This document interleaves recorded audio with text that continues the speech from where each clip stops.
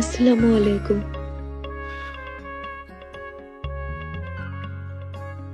ওয়ালাইকুম আসসালাম। অনেকক্ষণ ধরে বসা, তুমি কোনো সমস্যা হচ্ছে না তো? না। আচ্ছা,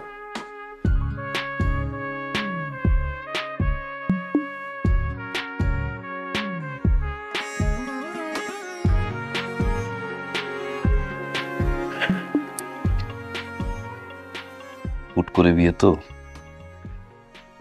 বাসর ঘরটা ঠিক মতো সাজাইতে পারে নাই। আম্মা প্রথম বলছিল যে মেয়ে দেখতে যাবে, এই জন্য রেডি হইতে। প্রথম বলছিল তোমরা দেখে আসো, তারপর আমি যাই। জোর করে নিয়ে গেল। মুরব্বীরা মিলে কি আলোচনা করলো জানি না। একটু পরে আম্মা জোর করলো যে আজকে এই বিয়েটা। আমি আবার আম্মার মতামতের উপরে আবার কোনো কথা বলি না।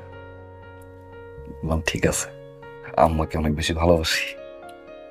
আমার আবার মা আর বোন ছাড়া কেউ নাই। এখন এখন আছে, এখন তো তুমি, মা বোন তুমি। আমার কিছু কথা ছিল বলি। হ্যাঁ,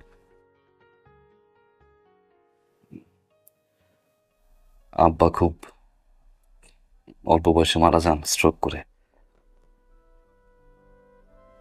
পড়াশোনাটা কোনোভাবে শেষ করছিলাম, চাকরির জন্য পরে ঢাকায় গেছিলামও।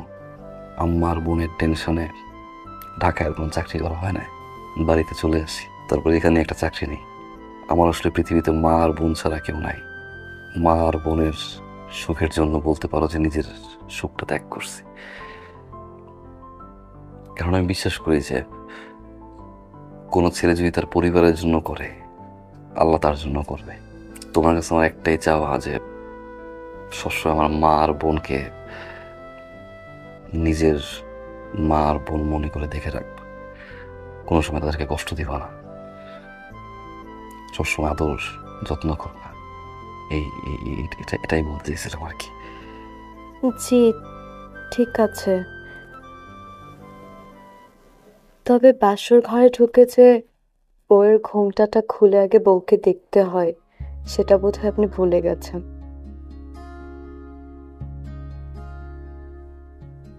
সরি সরি, আমি নার্ভাস হয়ে গেছিলাম তো।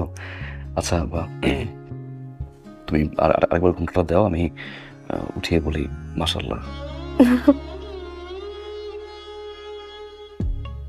আপনি মানুষটা খুব ভালো। সবাই বলে, আমার মনে হয় একটু বলদ, সহজ সরল।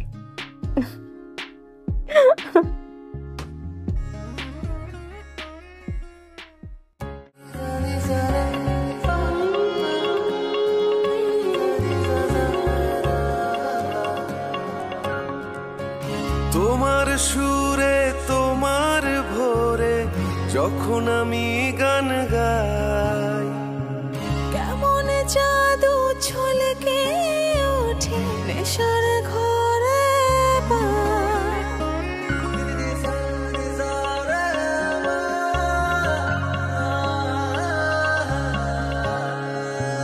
তোমার সুরে তোমার ভোরে যখন আমি গান গাই, কেমন জাদু ছলকে ওঠে নেশার ঘরে পায়।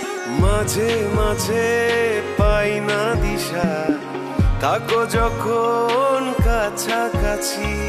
হাজার ফুলের কেমন দোলে গুনগুনে মৌমাছি। তোমার নাম আমি আর জীবনে বাঁচি, তোমার নাম আমি আর জীবনে বাঁচি।